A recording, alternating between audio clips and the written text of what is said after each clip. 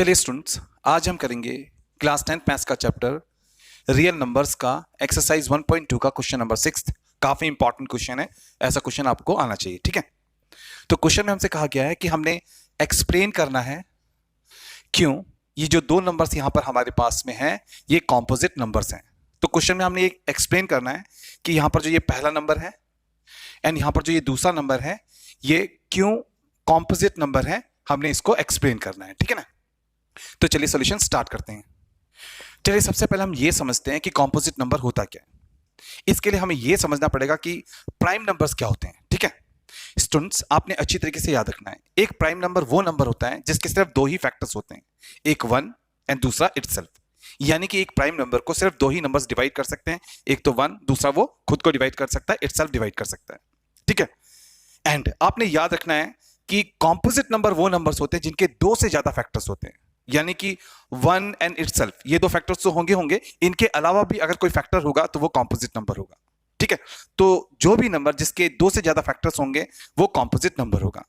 बस इसी कॉन्सेप्ट पर ये क्वेश्चन हमारा बेस्ड है। हाँ, तो चलिए सॉल्यूशन स्टार्ट करते हैं। सबसे पहले हम इस फर्स्ट नंबर को लेते हैं। ठीक है, तो लिखते हैं गिवन फर्स्ट नंबर, जो हमें पहला नंबर गिवन है वो है 7 इंटू 11 इंटू 13 प्लस 13। आपने याद रखना है कि जिन नंबर्स के बीच में मल्टीप्लाई का साइन है, देखिए इन तीन नंबर्स के बीच में मल्टीप्लाई का साइन है तो हम इसे एक ही टर्म में मानेंगे। ठीक है, ये हमारा एक ही टर्म होगा, ये हमारा एक ही नंबर हो जाएगा। प्लस के बाद में ये दूसरा नंबर हमारे पास में यहां पर है। अब हमने देखना है कि इन दोनों नंबर्स में क्या कॉमन है, तो हमने देखा कि इन दोनों नंबर्स में हमें 13 कॉमन दिखाई दे रहा है, तो हम दोनों में से 13 को कॉमन ले लेंगे, है ना। अब जब हम इस पहले नंबर में से 13 को बाहर कॉमन लेकर के जाएंगे तो यहां पर बचेगा 7 इंटू 11। ठीक है, तो यहां पर बचेगा 7 इंटू 11, 13 तो बाहर चला गया। फिर यहां पर है प्लस, तो लगाएंगे प्लस। अब देखिए यहां पर है 13 को हम बाहर कॉमन लेकर के जाएंगे, इस दूसरे नंबर में से जब हम 13 को बाहर कॉमन लेकर के जाएंगे तो यहां पर कुछ भी नहीं बचेगा, और जब कुछ भी नहीं बचता तो यहां पर हम 1 बचाते हैं। क्यों? क्योंकि 13 बन जा 13 वापस से बन जाता है ना। तो देखिए यहां पर है 13, अब ये हो जाएगा 7 इंटू 11 77, 77 प्लस 1 हो जाएगा 78, है ना। अब 13 और यहां पर आ गया हमारे पास में 78, 13 को हम यहां पर एज इट इज लिख लेंगे, 78 को हम यहां पर ऐसे प्राइम फैक्टराइजेशन करके लिख सकते हैं ना। 78 को लिखना है तो 2 39 जा होता है 78, 3 13 जा होता है 39, 13 1 जा होता है 13, तो हमारे पास में 78 का यहां पर प्राइम फैक्टराइजेशन आ गया 2 इंटू 3 इंटू 13। ठीक है, हम पहले इस 2 को लिख लेते हैं, फिर इस 3 को लिख लेते हैं।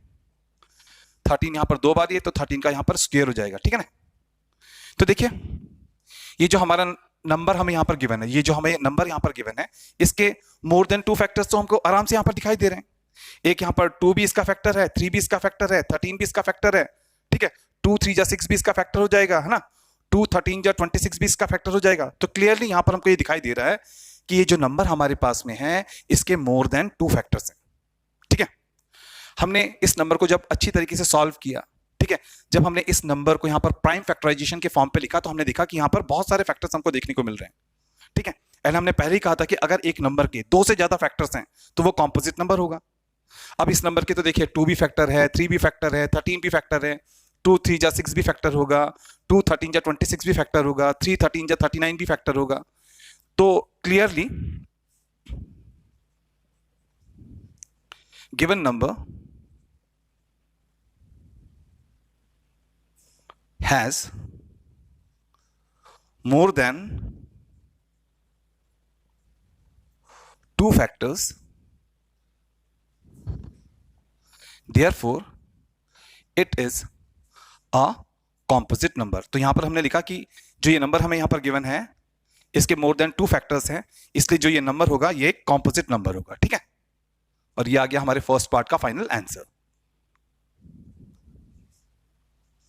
चलिए अब जो ये सेकंड नंबर यहां पर हमें गिवन है, हम ये बताएंगे कि ये जो नंबर यहां पर है ये कॉम्पोजिट नंबर क्यों है। तो पहले हम इस नंबर को यहां पर नोट डाउन कर लेते हैं। तो जो हमारा सेकंड गिवन नंबर है वो है 7 into 6 into 5 into 4 into 3 into 2 into 1 plus 5। अब देखिए इन सभी नंबर्स के बीच में मल्टीप्लाई का साइन है तो ये एक ही टर्म में माने जाएंगे, है ना, ये एक ही नंबर माने जाएंगे। फिर प्लस के बाद में ये दूसरा नंबर यहां पर हमारे पास में है। हमने देखा कि इन दोनों नंबर्स में हमें 5 कॉमन दिखाई दे रहा है, तो हम दोनों नंबर्स में से 5 बाहर कॉमन ले लेंगे, ठीक है। तो अब यहां पर हमारे पास में बचेगा 5 तो बाहर आ गया, यहां पर हमारे पास में बचेगा 7 into 6 into 4 into 3 into 2 into 1, ठीक है। फिर प्लस है, 5 यहां से बाहर जा चुका है तो यहां पर बचेगा 1, ठीक है। चलिए यहां पर है 5। अब जब हम इन सभी नंबर्स को मल्टीप्लाई करेंगे, हाँ, जब हम इन सभी नंबर्स को मल्टीप्लाई करेंगे तो हमारे पास में आएगा 1008, ठीक है। आपने मल्टीप्लाई करके देखना है, इन सभी नंबर्स को मल्टीप्लाई करने पर आएगा 1008। साथ में यहां पर प्लस में 1 है तो लिखेंगे प्लस में 1, फिर यहां पर है 5। अब देखिए 1008 प्लस 1 हो जाएगा हमारा 1009, ठीक है। तो देखिए यहां पर हमारे पास में आ गया 5 इंटू 1009। आपने याद रखना है कि 1009 जो है, ये जो 1009 है, ये एक प्राइम नंबर होता है, तो इसको आगे हम फर्दर ब्रेक नहीं कर पाएंगे, ठीक है। यहां पर हम 1009 को as it is note down करेंगे, ठीक है। अब देखिए इनके साथ में हम इनटू में 1 लगा सकते हैं, क्योंकि 1 अगर हम लगा भी लेंगे तो कोई फर्क नहीं पड़ेगा, क्योंकि किसी भी नंबर को अगर हम 1 से मल्टीप्लाई करते हैं तो सेम नंबर हमारे पास में आता है। तो देखिए स्टूडेंट्स, हमारे पास में यहां पर ये जो गिवन नंबर हमारे पास में है, इसके 3 फैक्टर्स तो यहां पर हमको क्लियरली दिखाई दे रहे हैं। एक तो 5 दिखाई दे रहा है, एक 1009 दिखाई दे रहा है, एक 1 भी दिखाई दे रहा है। हम 1 को भी एज अ फैक्टर यहां पर दिखा सकते हैं, ठीक है ना। तो हम लिखेंगे क्लियरली, साफ साफ दिखाई दे रहा है गिवन नंबर, जो गिवन नंबर हमारे पास में है हैज मोर देन 2 फैक्टर्स, ठीक है ना। 2 फैक्टर से ज्यादा यहां पर हमको फैक्टर्स दिखाई दे रहे हैं, तो therefore it is a composite number. इसलिए ये जो नंबर है ये कॉम्पोजिट नंबर होगा। आपने याद रखना है कि अगर किसी नंबर के 2 से ज्यादा फैक्टर्स होते हैं तो वो नंबर कॉम्पोजिट नंबर होता है, ठीक है। तो ये आ गया हमारे सेकंड पार्ट का फाइनल आंसर। आई होप आपको ये क्वेश्चन बहुत ही अच्छी तरीके से समझ में आ गया होगा। बहुत ही इजी क्वेश्चन है, आप आराम से इसको सॉल्व भी कर लोगे, समझ भी जाओगे, कोई दिक्कत नहीं है। बस आपने प्रैक्टिस जरूर करना है, ठीक है। तो अगर आपको ये क्वेश्चन अच्छी तरीके से समझ में आ गया तो प्लीज आप इस वीडियो को लाइक कीजिए, शेयर कीजिए, हमारे चैनल को सब्सक्राइब कीजिए। हम इसी प्रकार से आपके बुक के जितने भी क्वेश्चंस हैं उनके बहुत ही इजी सॉल्यूशंस लेकर के जल्दी से जल्दी आपके पास में आएंगे। काफी सारे सॉल्यूशंस हम बना चुके हैं जिन्हें आप प्लेलिस्ट में देख सकते हैं, ठीक है।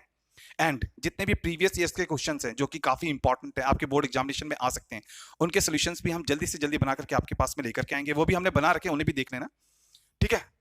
तो मिलते हैं नेक्स्ट वीडियो में।